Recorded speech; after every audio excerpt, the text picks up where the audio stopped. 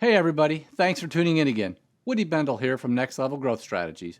Today's tip for getting your business to its next level of profitable growth is about something that nearly every business has on their website, and it's probably the most overlooked ingredient for successfully scaling your business. And I have to say that today's tip is pretty valuable. That was a hint, by the way. Okay, so stay tuned. You're not going to want to miss out on today's tip.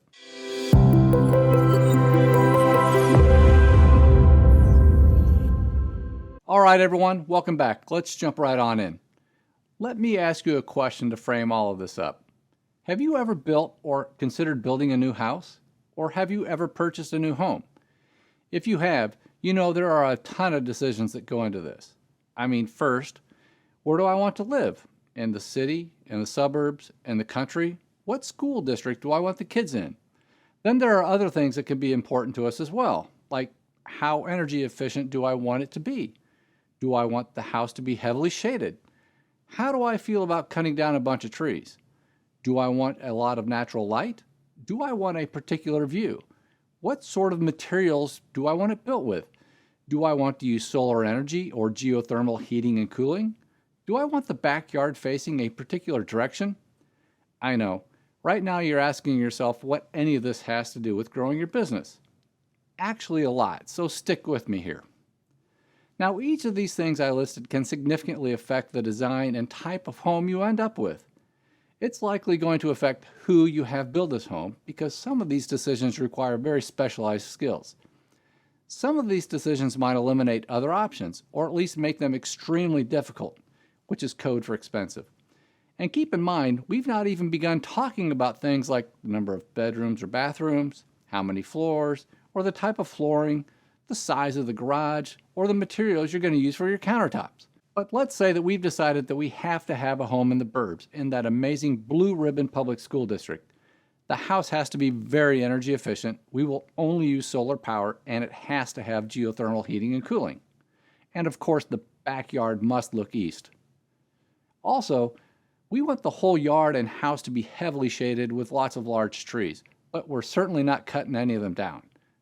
Also, every room in the house must have a ton of natural light. We have to have every one of these things before we even start talking about the home's design. No trade-offs, no discussion. We're not budging. So these things that I just mentioned are what are sometimes called mandatories or deal breakers.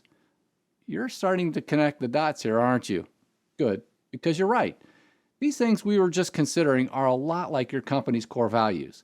These are foundational beliefs or standards or principles. They affect every decision we make once we found that piece of land that checks all the boxes. And this is true for your business as well. Your organization's core values are those deeply ingrained principles that truly determine who you are, as well as who you hire, who and how you promote, and even who and when you fire someone. They determine who you will and won't do business with. They dictate how you conduct yourself and how you do business. Now keep in mind that your core values are not about what you do, but rather they're about how you go about doing everything that you do every single day. These are the things that you've decided matter the most to you as a business. These are your unwavering beliefs. They guide what you prioritize as well as how you prioritize. This is about your company's character, and the interesting thing about core values is that they will absolutely test you. These things can be really inconvenient when you have a dilemma or you're facing a real challenge.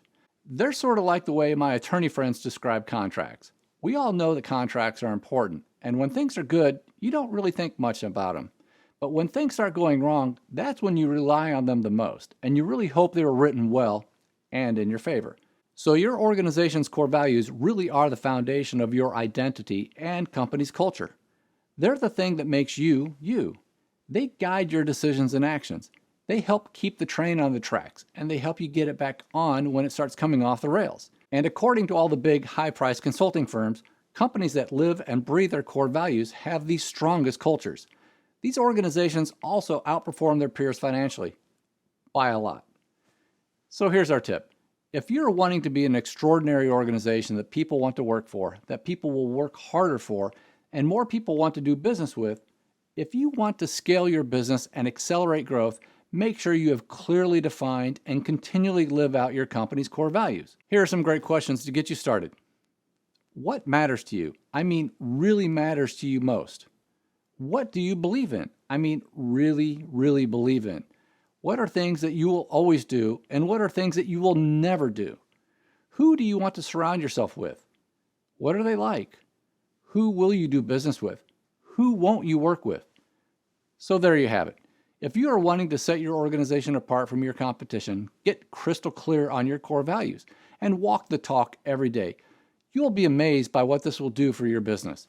And that's today's tip for getting your business to its next level of profitable growth by creating clarity, alignment, and consistency. Thank you again for watching, and we'll see you next time.